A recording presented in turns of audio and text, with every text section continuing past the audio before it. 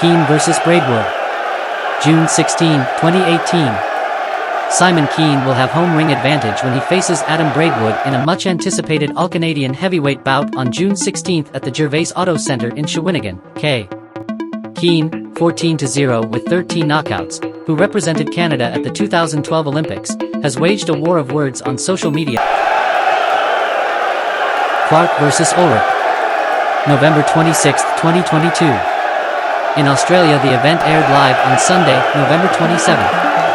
The schedule for 8 rounds cruiserweight matchup didn't go the distance.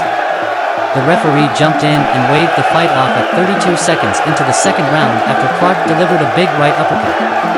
Although Ulrich didn't touch the canvas, he was seemingly out on his feet. With the victory by TKO Montego Bay, Jamaica-born Siobhan Clark improved to 4-0, 4 KOs. Argentina's Jose Gregorio Ulrich dropped to 17-8 with 6 knockouts.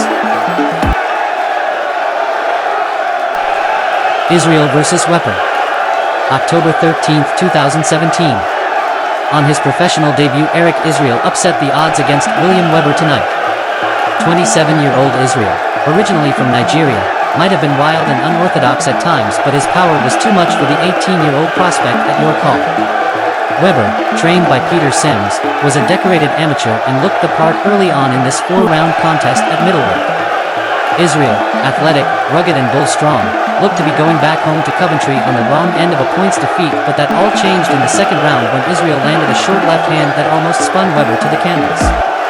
The young Weber, once impressive in this contest, was in trouble and looked to be walking on ice rather than a ring canvas.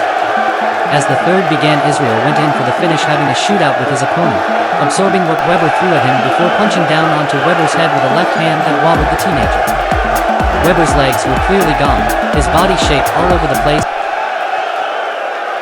Johnson vs. Zubenko. December 15, 2016. Lucius Johnson scores a sensational KO victory over Oleg Zubenko at Exchange LA on December 15, 2016. Lucius Johnson scores a sensational knockout victory over Oleg Zubenko at Exchange LA. The fight took place on December 15, 2016, but the vicious connect and subsequent break dance that Zubenko does will live on forever. Classic case of when your brain and your body are on two totally different wavelengths.